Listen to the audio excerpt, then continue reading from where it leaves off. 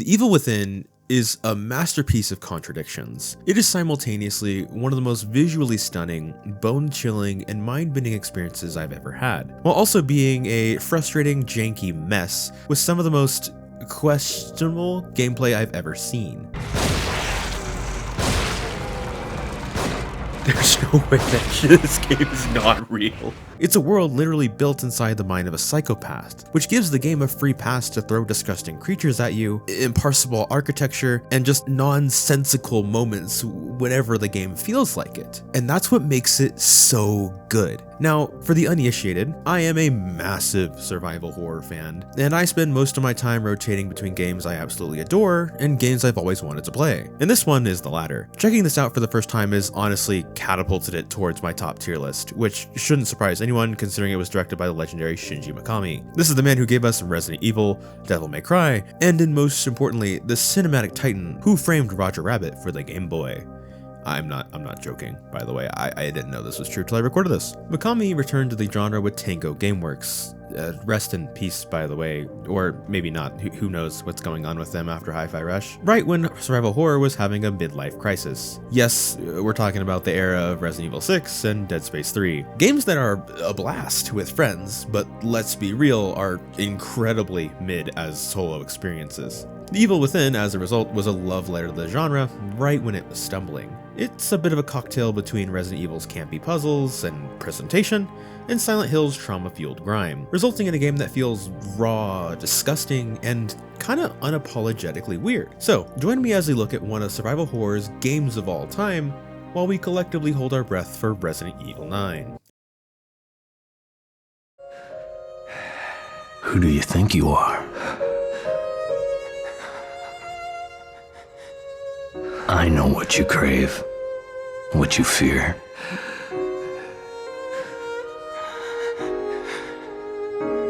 Will you be able to live with yourself knowing what I'm gonna make you do?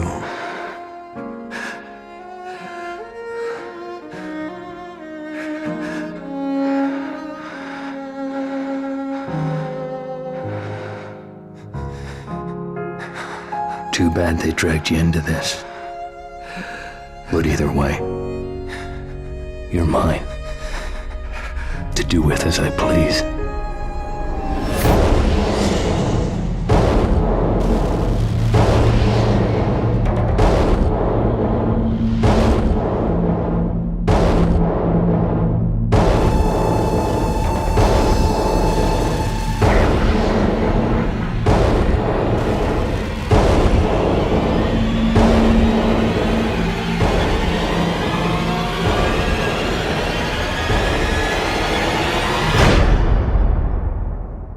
I created this world. You cannot keep me here. This journey starts with our main man, Detective Sebastian Castellanos, your quintessential traumatized horror protagonist. Sebastian's voice acting here is, let's call it minimalist. What is it? I dropped my glasses back there. Fuck.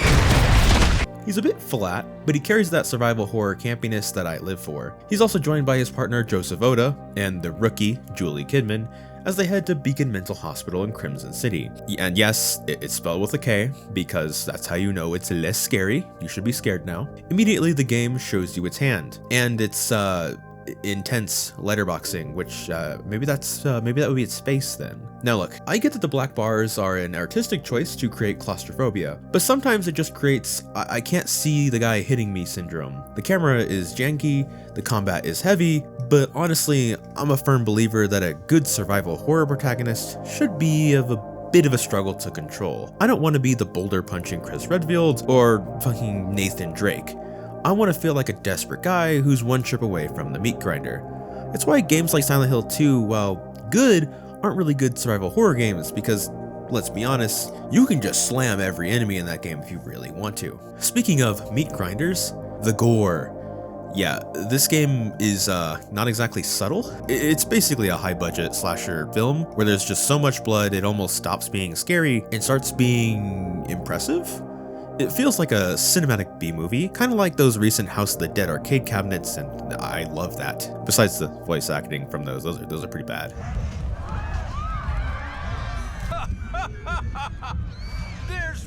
to come. Run until you die. The lobby of the hospital is a total disaster. We find a delirious survivor and a very much not creepy man in a hood delete the remaining police force. This is Ruvik. He proceeds to do the nothing personnel kid, teleports behind Sebastian, and knocks him out. Then, we wake up in a literal slaughterhouse. What follows is a sequence of torture chambers, painfully slow stealth segments, and a chainsaw chase that tests your patience as much as it tests your heart rate. But then, the game pulls its first real trick. One moment we're escaping a bloodbath, and the next we're in a clean, quiet hospital corridor. Of course, we regroup with Kidman and a doctor, only for the entire world to shatter and rearrange itself in one of the most insane cutscenes in the genre. Shit! There's no going back.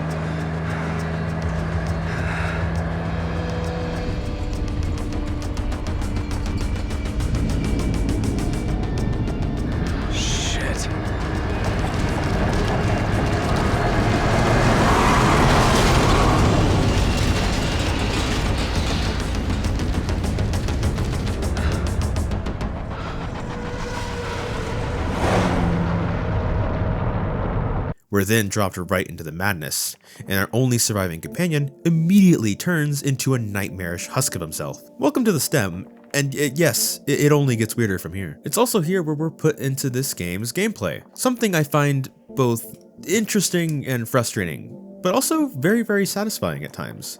With this game having the standard survival horror stuff we're used to, with the core gunplay revolving around our workhorse handgun, the accurate but deadly rifle, the godly revolver, and genuinely one of the worst feeling shotguns ever introduced in a video game. Okay, that shot didn't feel great. Do I hear his ass getting back up? What the fuck? There's no way he survived that.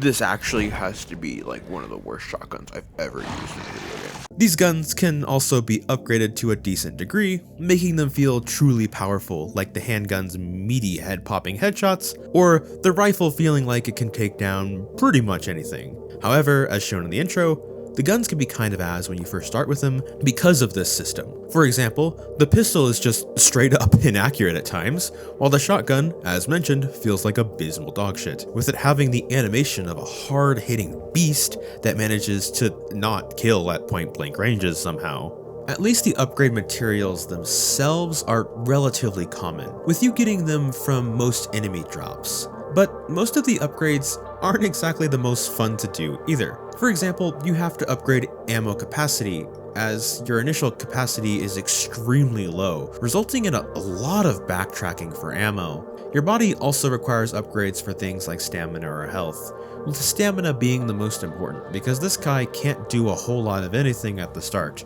which is really hard to believe since he's a veteran police officer.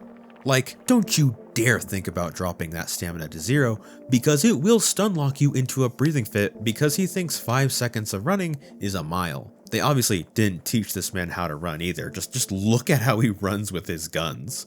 Reminding you once again that this game is painfully slow in pretty much everything that counts. Hell, even heavy heals do this to you, but in a far worse manner, making them almost never worth using during combat. I don't even think I used them once. Combat itself also manages to be crazy slow because of the aiming system that puts you right near the barrel for a somehow more jank aiming system in view than Hunt Showdown. Except Hunt Showdown actually gives you a good view of what you're seeing.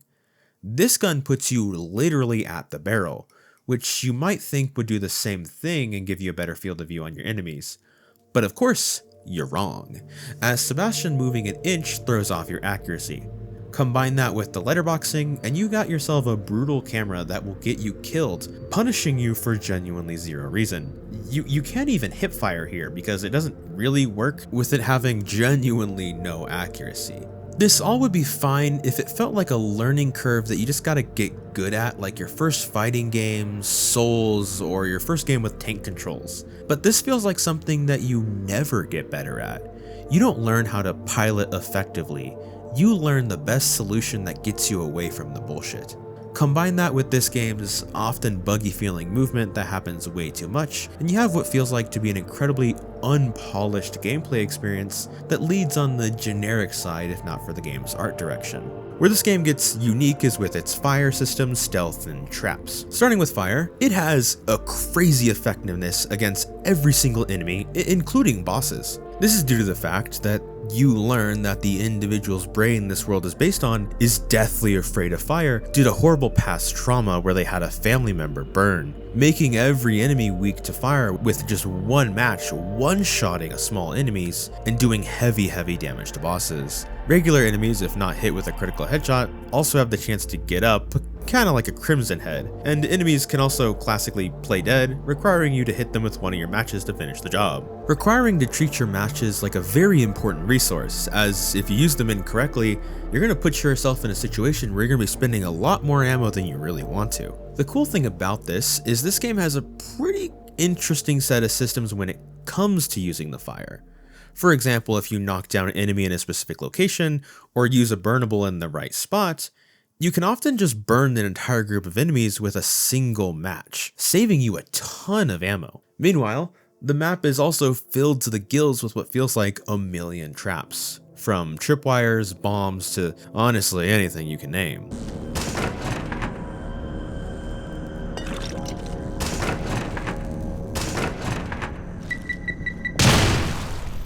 There's a lot of these traps everywhere that can be both a boon when used correctly against enemies, to a frustrating moment that gets you killed, or will just straight up kill you. There are actually so many of these traps that it was a major complaint of this game, with people not really liking the minefield this game always feels like. There is one upside with this game's only really unique weapon and mechanic in terms of combat, the crossbow, a weapon that I can only describe in the simplest terms. Absurdly busted, with basic ammo that one-tap heads most enemies in the game, even at level 1. Explosive bolts wipe out crowds, or flash bolts that can just basically pause combat. And the best part, you can craft this ammo with scrap, a common material often found with upgrade mats as well. With both crafting materials and the upgrade materials dropping from boxes, enemies, or crates, scrap can also actually be dropped from dismantled traps. Meaning, if you play correctly and slow enough, you essentially have infinite ammo in this game, which, while fun, does kinda kill the tension from time to time.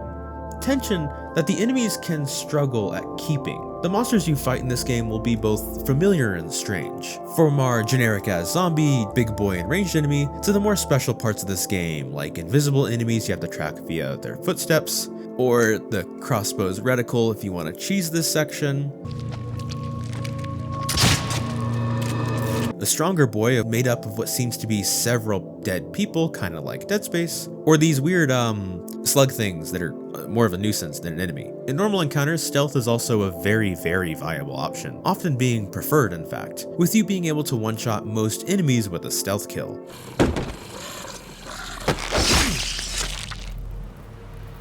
Letting you avoid entire encounters if you really want to play incredibly slow. Truth be told, I am a ginormous fan of stealth in any video game, and love to play really slow like this. But Sebastian's crouch movement speed is just so slow, I more often than not took the combat route just to have some fun with the game, rather than getting a little bored by just how slow he can be. But then again, maybe I'm just brain rotted by my gacha games instant gratification.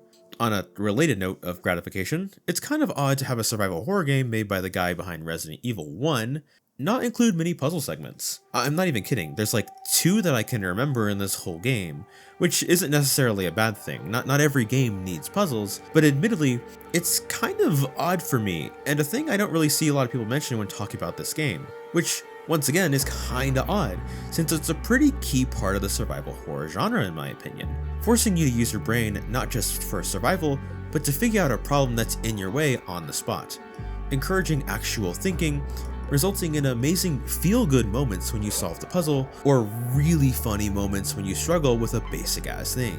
Alright, do I spin this one?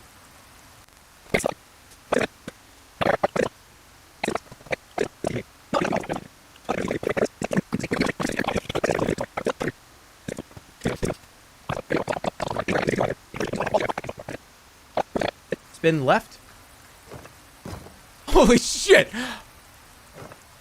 How did you guys do that? How did you do that collectively in 2 turns? What? I am actually fucking losing my mind. How? I did all that work. I did all that work. That's bullshit and you know it. I did all that work in 2 fucking moves. You finish it. I did all that work. That was barely any of your work. There's no way. You could also just pirate software it and pretend you're a genius, although, to be fair, puzzles that were here are kind of just okay at best, so maybe it was a good thing the game didn't focus too much on this.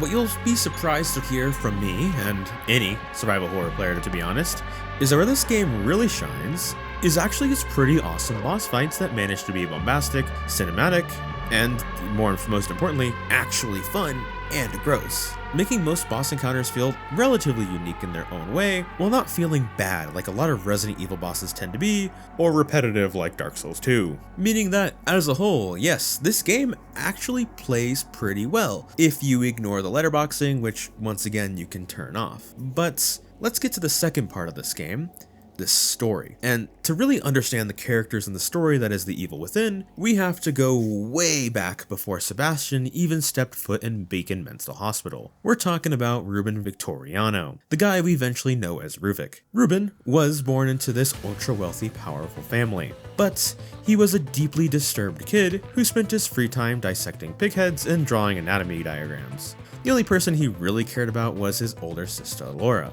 Then, because this is in fact a survival horror game, tragedy strikes. While Ruben and Laura were playing in a barn, the local villagers, who hated Ruben's father for buying up all their land, set the place on fire as revenge, resulting in Laura sacrificing herself to save Ruben. And while he survived with horrific burns, she suffered what we will call fatal disintegration, resulting in the boss that we see being her, and his father telling him that she was dead, then locked him in the basement out of shame, which of course is a totally healthy way to cope and handle such a situation. This trauma is basically the core of the game's entire narrative. For example, that fire is why the fire is so strong in the game when used against enemies. It's why we start in the village, and it's why Ruvik tries to break people down before converting them to the monsters they become. Ruben eventually, and unshockingly, snapped, killing both his parents, staged as a car accident, then used his family fortune to fund his obsession with neurology, and bringing Laura back. This is where Dr. Marcelo Jimenez enters the frame. He sees Ruben's genius and basically becomes his academic parasite. Jimenez takes Ruben's groundbreaking research on brain-linking tech and publishes it under his own name, claiming Ruben's wouldn't be taken seriously because he wasn't an established figure like he was. Ruben actually knew about this theft, but he honestly didn't care. He just wanted to continue his work, so at this point it was kind of a win-win situation for both. Their combined efforts resulted in STEM, a machine designed to link brains into a shared consciousness with one person as the host. Jimenez eventually brought in a group known as Mobius, a secret organization with the usual goals like world domination. It didn't take long working together for Mobius to realize that maybe having a psychopath as the commander of such a project is not a great idea, and they tried to get him to hand over the tech. Ruben's response is he immediately modified STEM to be wireless and made it so that only his brain can serve as the host. They then countered by abusing this fact, ambushing him, then cutting out his brain to keep it as the core of their world. To be honest, Ruvik probably should have expected something like this given it's a secret society, but on the other side, they should have realized that a serial killing psychopath's brain would turn their shared consciousness into a literal hellscape. Don't ask me how they don't realize it, because it seems to be the most obvious outcome out of all of them, if we're gonna be honest with each other. If it didn't end up being crazy after having a psychopath brain, I would be more concerned, to be honest. And yes, this does mean the game is in fact in Lahead, just not your Lahead. Now let's talk about that opening scene, because it's a bit of a logical puzzle. When the game starts, Sebastian and his team arrive at Beacon Hospital after reports of a mass murder. You see the security footage of Ruvik's speedy ghost murdering cops, and then Sebastian gets stabbed in the back. There's a lot of debate on how they all got pulled in without crashing their own car, and it didn't make sense to me at first. The theory is that Ruvik used a wireless transmitter at Beacon to mark them. He wasn't just a ghost boy, he was actually dragging their consciousness into STEM through direct contact. This is just kinda how you see it. This explains why we see Sebastian briefly wake up later in a bathtub. Mobius likely staged a hospital transfer for the unconscious cops to cover their tracks, while they officially plugged them into the bathtubs to secure the connection. The real wildcard here isn't actually Sebastian, surprisingly enough. Okay, well, it is. He's just not the big one. The big boy is Leslie Withers, a patient who's witnessed his entire family being murdered, which caused him to go catatonic at one point. Mobius and Jimenez realized that he didn't need help. He needs to be abused, because his brainwave patterns were almost identical to Ruvik's because they shared a somewhat similar trauma, leading to Leslie being their contingency plan. Since Ruvik locked the machine to his own brain, Mobius hoped they could use Leslie as a replacement host to gain control. Ruvik, however, had the exact same idea. He wanted to possess Leslie's body to escape his brain-in-a-jar prison and walk back into the real world, which leads us to where we open in the game, with our arrival into STEM, with us being forced to escape Ruvik's horrific creations of his mind, with the hope that we can both escape and stop Ruvik from continuing this nightmare. Who do you think you are? I know who you are. Seb. I know what you crave, what you fear. Will you be able to live with yourself knowing what I'm gonna make you do? Poor little Joseph couldn't. Too bad they dragged you into this. But either way, you're mine. To do with as I please.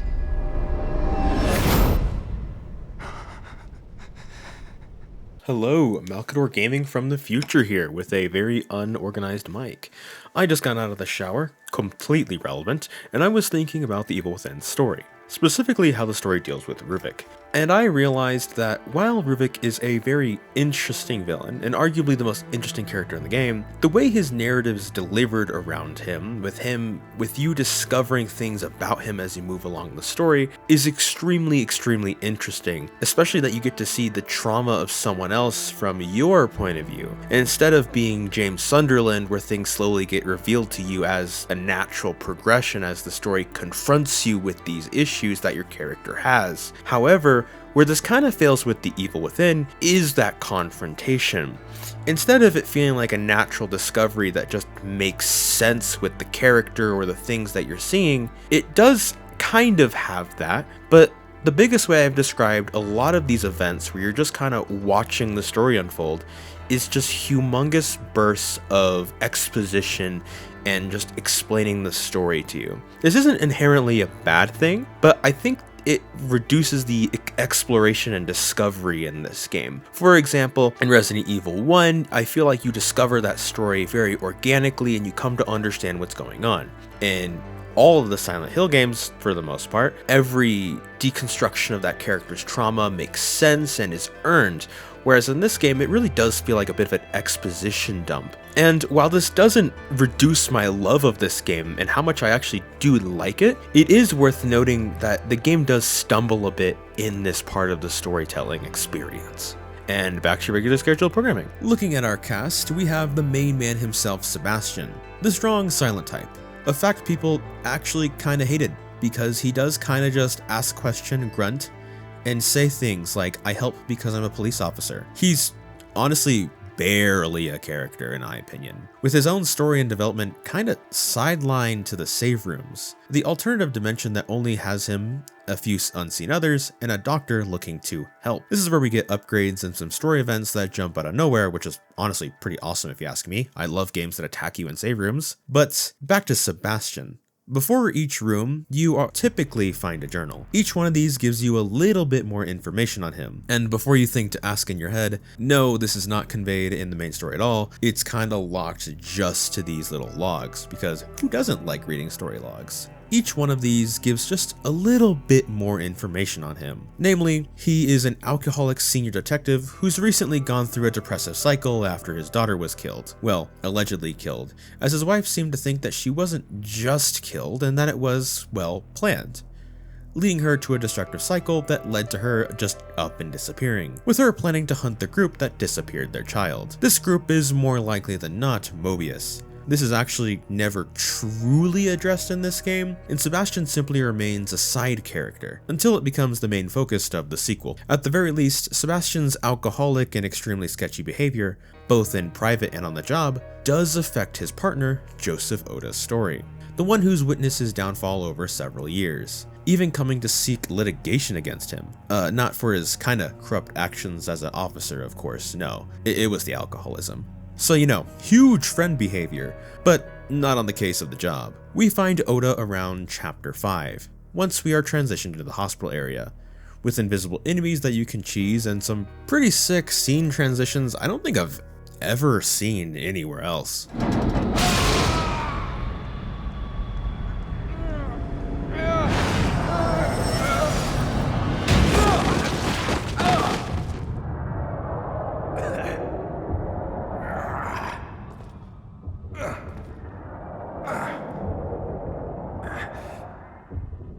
When we find Oda in STEM, however, he's been locked in one of the bathtubs used to link someone in. But in his case, it seems like he has a bit of corruption caused by Ruvik as a result. Thank God you're okay. I don't know what I am, but it's definitely not okay. You brought me here?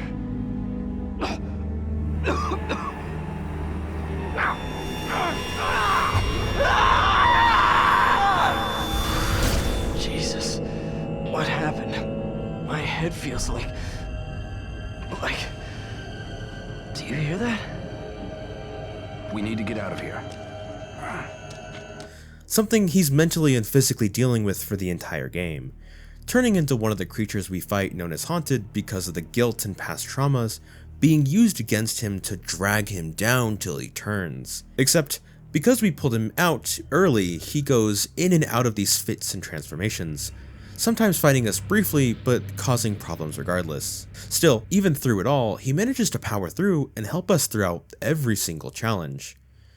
Honestly, my biggest problem with this is I actually do like Oda as a character. Same with Leslie and Dr. Jimenez, who we briefly meet and support along the way as well as Oda, but where this game really struggles with these characters is most seen with Oda, with him being the partner we've known for years and are supposed to really care for and be shocked at him going through this experience of shifting in and out of being a monster. It is really cool to see that, and it is shocking when it happens to some extent, but not as shocking as impacting as it could be, because you don't really spend a whole lot of time with Oda, with him just kind of vanishing for periods of the game, and you not spending real quality time with him.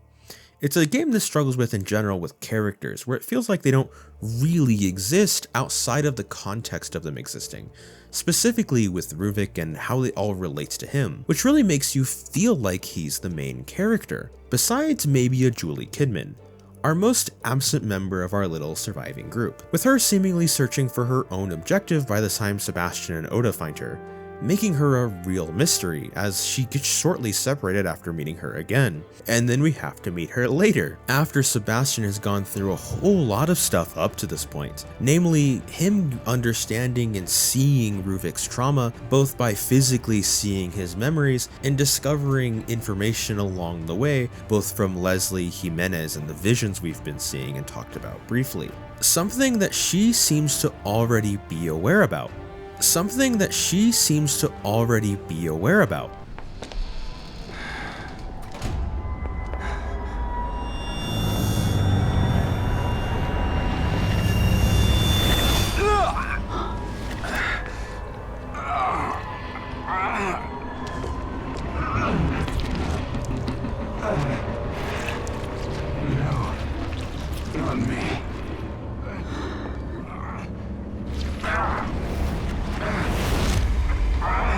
Sebastian? What is... Stay back.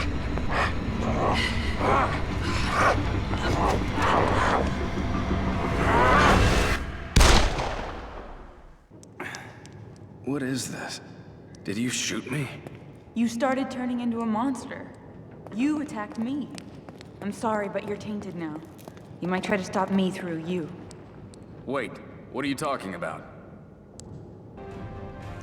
Including this infection, since she knows how to deal with it, what it does, and how it affects people. But shockingly, she doesn't just want to get away from Sebastian because of this infection. She also wants to kill Leslie. But before she's able to kill him, she's actually interrupted by Oda one last time, resulting in her killing him, showing that she isn't just a rookie detective. She's actually a Mobius agent who was given a special injection to protect her from Ruvik's influence, making her almost immune this whole time. That's why she doesn't see the same reality-bending shift Sebastian does. Her actual mission here wasn't even to save anyone, it was just to secure their asset, being Leslie, and to kill Ruvik, leading us to our real final confrontation with a Resident Evil-as monster-looking Ruvik and heavy weaponry at our disposal.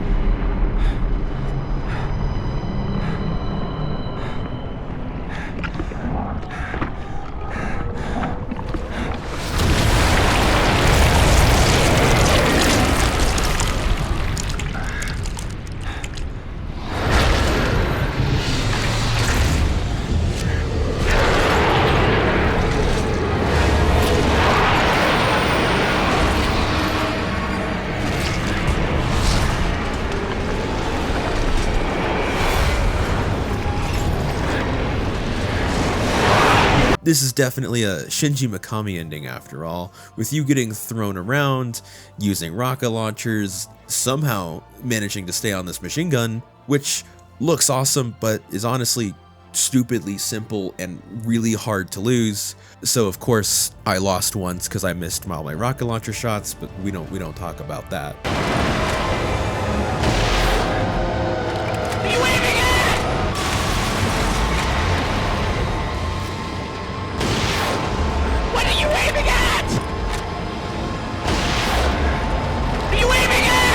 After dealing enough damage and getting tossed around quite a bit, Sebastian destroys this giant brain monster version of Ruvik and wakes up.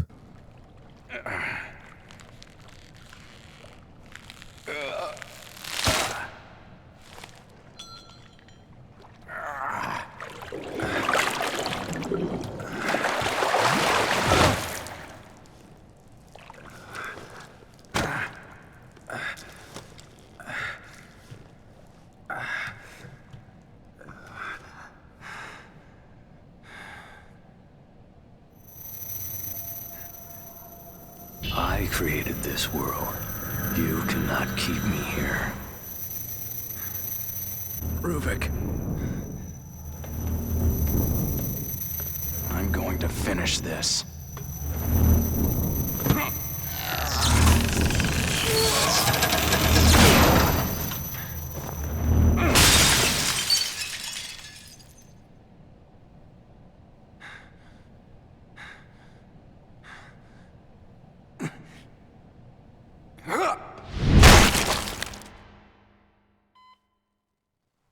Vital signs, sir.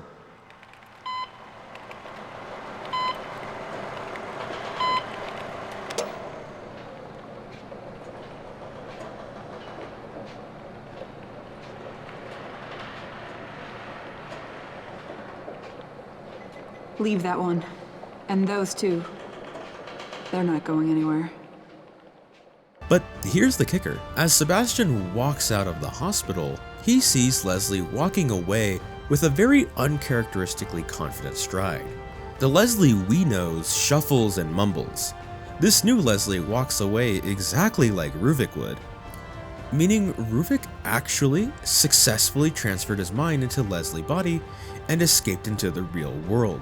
Sebastian then feels a massive headache, a sign that Ruvik's influence is still lingering, and just like that, the villain actually wins.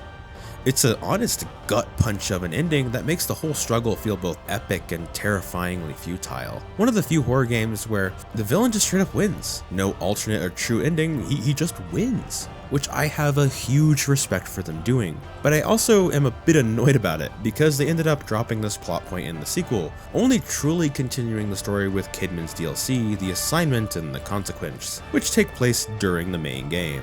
This gives us a little more insight on what she was doing and what Mobius was looking for in the game. Oda also shows up, but he's once again dropped as a plot point and isn't really talked about again. Yeah, it's kind of weird, and it makes me feel like they didn't really know what to do with a lot of the characters in this game, and really did see Ruvik as the main character of the story.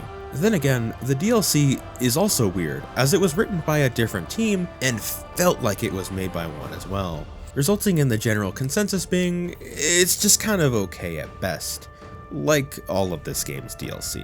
The Evil Within 1, despite all of its faults, is a pretty solid experience, and a genuinely unique one at that. Even after telling you the story, I'd still 1000% recommend playing this, because it truly is something unique, especially in modern gaming's addiction to making everything look like UE5 slop.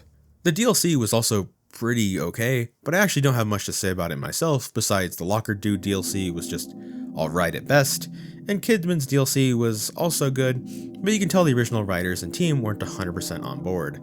Kinda like what happened with the second game, that was revealed in an actually amazing trailer I remember to this day, even being, in my opinion, on the same level as the Dying Light trailer.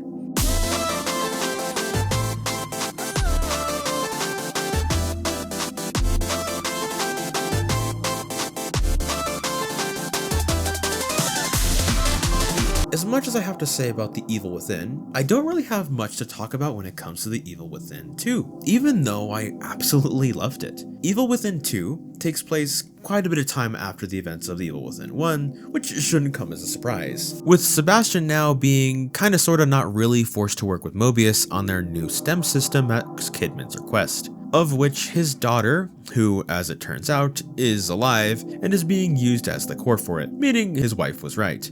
Luckily for him, she's not actually a brain in a jar. Bad news is that the system is running rampant to some degree, forcing Mobius to ask Sebastian to investigate since he dealt with the beacon incident, leading him to once again being in another horrifying STEM system, with him needing to get his daughter out, rescue the first missing in action team if possible, and kill anyone trying to ruin the system. And honestly, pretty cool premise that is backed up by what is, in my opinion, a less compelling gameplay system, with The Evil Within switching away from its letterboxing stylized look and linear gameplay, and also changing Sebastian's voice actor and personality to be more of what I call the Japanese foreign tough guy attitude. You know what I'm talking about, I don't have to explain. What are you doing here? I'm in the middle of some serious shit right now, O'Neill. I could use some help out there. No way. Are you kidding? Do you know how long it took me to come back here to talk to you about this? You could have just called, you know? Are you coming with me or not? I told you I wasn't going to leave this place. It's fucking evil out there. That may be, but there's evil within, too.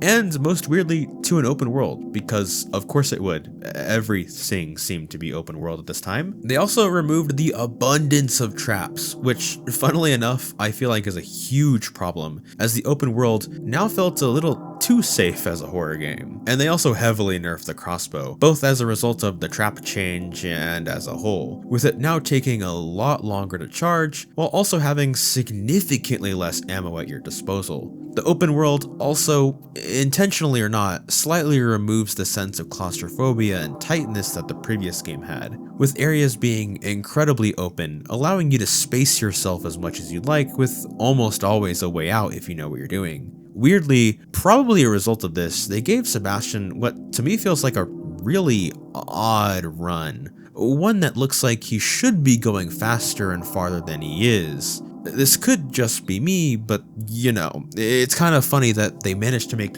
2 games in the same franchise where the sprint still feels bad. This honestly makes me believe that the open world as a horror concept simply doesn't work, and it's not that compelling with very little success seen, with me only really being afraid of an open world horror game during the Dying Light's night segments, where you feel genuine dread at the volatiles patrolling the streets, that even making a small noise can make you paranoid, where this game feels like it gives you free outs. It can be cool to find a segment that does hard pivot into horror, like this house where a ghost woman forces you back into Beacon Mental Hospital and you have to escape, but this is very rare and doesn't happen that much. Luckily, this game hasn't faltered at all on its great artistic vision from the original, with enemies being basic zombies with really nothing scary, to weird SCP looking things, and of course the absolutely mind-bending scenes and locales. For example, some of my favorites are from the villain of the first half of this game, Stefano, an artistic psychopath who uses his powers to create literally mind-blowing scenes. Look, man, just let me go. I can take you somewhere safe. We've got supplies. Stick with me. I can get you out of here. Safe? What's interesting about safe? Why would I want to leave here? This place is a work in progress, but soon it will be perfect. All it requires is my inspiration and your blood. What the fuck is wrong with you, dude?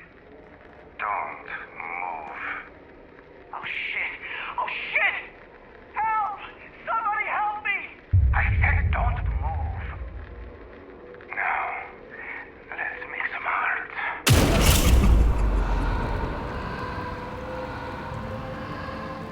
Tough luck, Ryan.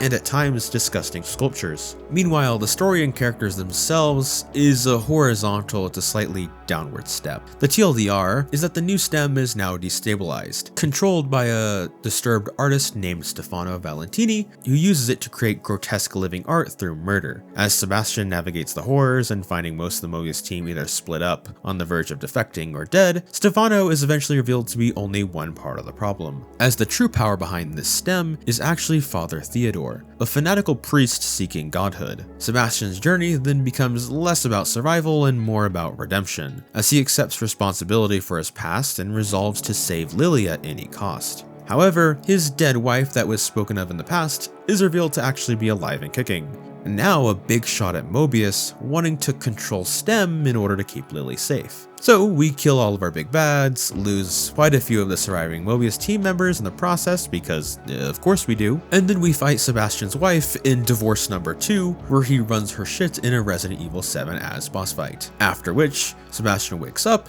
and almost all of Mobius is killed by a contingency plan made by Kidman and his wife, who were in cahoots, leaving our boy with his kid once again, hopefully leaving him space to heal and move on. I honestly don't think that this is a bad story in concept, but combined with the game's kind of mid-experience as a whole, it's really just okay. Being just okay isn't necessarily a bad thing for a video game, but it doesn't make it especially special either, with it generally feeling like a less unique or compelling experience than Evil Within 1. My personal opinion is, I think that after Stefano dies, the game takes a bit of a nose drop in quality, with Theodore just not being as compelling as an enemy as Stefano or even Ruvik, a villain I really wish the Evil Within 2 just didn't abandon, with him, Oda, and Beacon in general. Yeah, it's something that happened in the past, but I really wish he had something to do with this game. He was the inventor of the STEM system after all, and was implied to be given some sort of power in the real world after the original ending with Sebastian having a headache as he watched him escape in Leslie's body. It just felt odd to me, like they weren't exactly sure what to do with this franchise story-wise. But I do have to admit, The Evil Within 2 is still worth playing despite its problems and its almost indecisive experience. The Evil Within manages to be one of the most jank, annoying, and inconsistent games I have ever played.